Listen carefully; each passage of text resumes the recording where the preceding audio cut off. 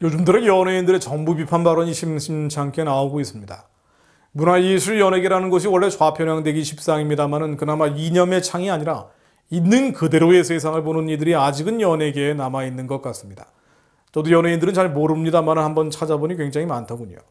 걸그룹 AOA 출신의 권민아 씨는 지속적으로 문재인 정권을 비판하고 있습니다. 권 씨는 28일 조두순과 함께 위안부 기금 유용 의혹을 받고 있는 윤미향 더불어민주당 의원에게 일침을 가했죠. 권 씨는 이날 인스타그램에 조두순이 출소해서 국민들 세금으로 생활하는 것과 피해자의 두려움, 윤미향 국회의원, 자리에 있으신 게 그리고 기타 등등 모든 게 마땅하고 잘 이해가 되시냐라고 반문을 했습니다. 그러면서 제 생각을 너무 공개적으로 표현했다고 하니 무서워서 자유도 못 누리겠다며 여러분 말대로 생각 표현은 나만 볼 수 있는 일기장에 비공개로 쓰겠다. 당신들도 꼭 그렇게 하라고 남겼습니다. 이달 초에도 SNS에 집값도 너무 오르고 문재인 대통령이 너무 집값을 올려가지고 우리나라는 잘 돌아가는 건가요? 라는 글을 남겼다가 이른바 대깨문들로부터 마녀 사냥을 당하기도 했죠. 가수 나훈아 씨도 지난해 9월 30일 KBS 공연 중에 이 나라는 바로 오늘 여러분이 지켰다면서 내가 살아오는 동안에 왕이나 대통령이 국민 때문에 목숨을 걸었다는 사람을 한 사람도 본 적이 없다고 했습니다. 가수 JK 김동욱 씨는 문정권 비판글을 반복적으로 써왔죠. 2019년 9월 조국 사태 당시에는 조국아 이제 사과해라. 적당히 하자거나 지난해 2월 마스크 대란 당시에는 우리 국민이 마스크가 없어 줄을 서는 상황인데 중국에 마스크를 수출했다며 비판했습니다.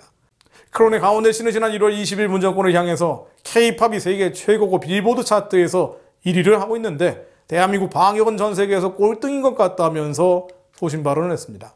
가수 조장혁 씨는 지난해 2월 24일 페이스북에 사람이 먼저다라는 말이 아직도 귓전에 맴도는데 그냥 선거 유세의 문구였나 봅니다 라면서 국가에 대한 섭섭함이 드는 이 기분 저만 그런 것인가요? 라고 했습니다.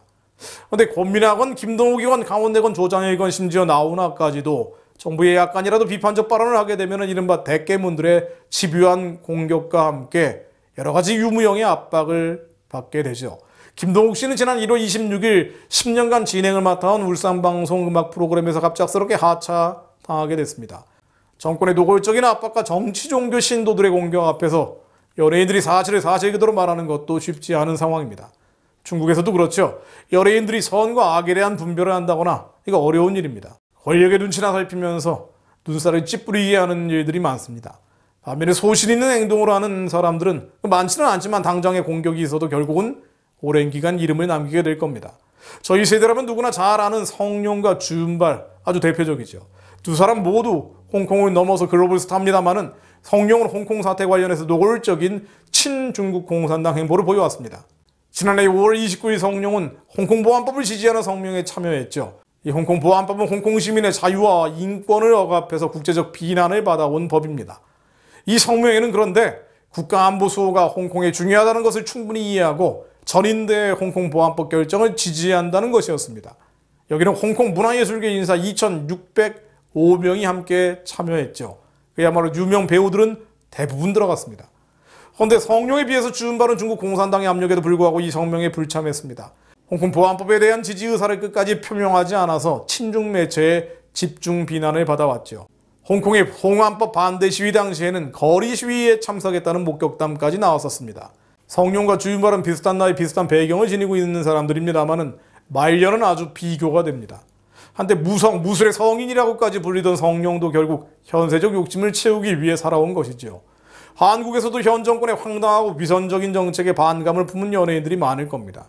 그러나 절대 다수가 홍콩의 친중국 공산당 연예인들처럼 본인들에게 피해가 갈까봐 침묵하거나 동조하고 있겠죠. 그에 반해서 목소리를 내는 몇몇 연예인들의 용기는 돋보이는 내용입니다. 그러나 실은 연예인까지 갈 것도 없고요. 진리를 위해 살아야 될 목회자들의 침묵과 방관, 타협은 부끄러운 일입니다. 13만 명에 달한다고 하는 한국의 목회자들이 만일 설교를 통해서 진리를 정확히 선포한다면, 진실에 대해서 정확한 이야기를 하게 된다면 한국은 내일이라도 뒤집어질 겁니다. 북한의 우상체제는 무너집니다. 선교의 길이 열리게 될 것입니다. 그러나 작은 이익과 두려움 그리고 성도들 눈치를 보면서 교회의 주류, 실은 세상의 주류와 타협해 버리곤 합니다.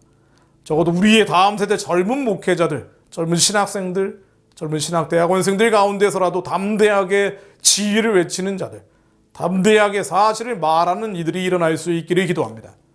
호세아 14장 1, 2절 말씀입니다. 이스라엘아 내 하나님 여호와께로 돌아오라. 내가 불의함 인하여 엎드려졌느니라. 너는 말씀을 가지고 여호와께 돌아와서 아뢰기를 모든 불의를 제하시고 선한 발을 받으소서. 우리가 입술로 수송아지를 대신하여 주께 드리리이다. 하나님, 죽어가는 북한 동족의 구원과 해방, 거룩한 통일한국을 위해 돌들이라도 외치게 하옵소서.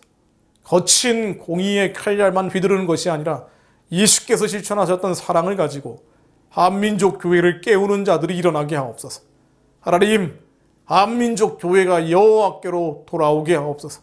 악한 권력이나 흉악한 세력과 타협하고 하나님이 아니라 사람과 성도의 눈치만 살피는 불의함이 제하여지게 하시고 말씀을 가지고 여호와께로 돌아오게 하옵소서. 한국의 한민족 가운데 우리의 다음 세대 가운데 성결한 변화, 거룩한 변혁이 이루어지게 하옵소서. 예수 그리스도 이름으로 기도했습니다. 아멘.